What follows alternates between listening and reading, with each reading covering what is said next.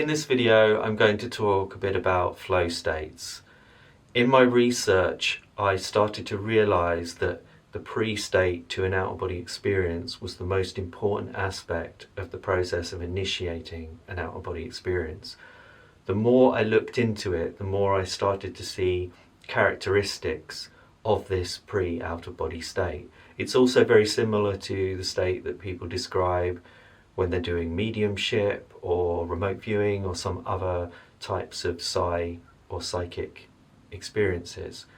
I realize that people will often describe this sense of openness and expanse and timelessness, all of these kinds of words and qualities. And I realize there must be something to this, and I started to look into, are there other psychological or physiological states that have a similar range of qualities to them? And when I looked into that, I realized that the pre-out-of-body state matches almost exactly with a type of flow state. So what is a flow state? Well, in 1975, the Hungarian psychologist Mihaly Csikszentmihalyi analysed this state that people seem to get into that's characterised by the release of up to 5 neurochemicals, and is essentially when people can achieve huge degrees of creativity, up to 500% more than they can do in a normal everyday sense. So what I discovered is that flow states really closely correlate with out-of-body experiences, and if we can achieve an out-of-body experience, then the easiest way to achieve it again is to use some kind of flow state.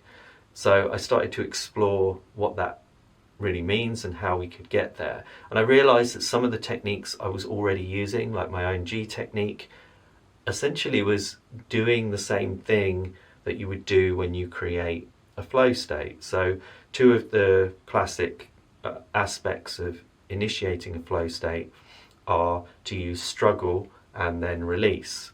So something that causes either mental hyperfocus and some degree of mental struggle, or also physical, so often extreme sports or anything that involves doing something quite intense for a period of time, and then a complete release, letting go completely. And when you let go completely and you do that release, that's when you really start to experience going into this feeling of the zone, as it's sometimes called, the feeling of openness, feeling of creativity, feeling of hyperfocus, timelessness, all of these qualities.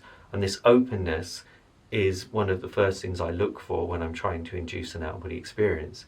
And if you can get there, if you can use these different tools of inducing flow to get to the out-of-body experience, it becomes much more consistent. It becomes a situation where you can use that as a launching pad. You can get to that pre-state, which then leads into something like the vibrational state very easily as well, and then from that into the out-of-body experience. So you start to unfold in a natural way. You start to go through this process of reaching the out-of-body experience in a very fluid, natural way, rather than the more rigid types of techniques that many people focus on. Usually I find that with my students and private students I work with, they will often focus very much on exit techniques, and they're looking for this particular technique that will be the magic technique that will get them there every single time. But I try to emphasize that it's not the exit techniques. They are not the key. The key is being in the pre-state, being in the right kind of physiological mental state for the OBE to unfold. This is even true if we're using dream or sleep type techniques, what I would call the type 2 category in my book Navigating the Out-of-Body Experience. Those types of people who are in that category, who generally will use sleeping or lucid dreaming methods to get to an out-of-body experience. I personally use waking state methods. I use more like trance states, and I go into the out-of-body experience in that way. But for those who use the sleeping dreaming methods, I find that the flow state is just as important in that context. Most of you will know that if you get into the right kind of state before you go to sleep, if you're in a positive mood or you've had an amazing day or something really powerful has happened, you will probably have intense or vivid dreams. Especially something transformative or spiritual has happened, your dreams can become very, very powerful and fluid. And I think that can be true even with negative experiences as well. We can have very intense dreams. So our everyday life does affect our dreaming state.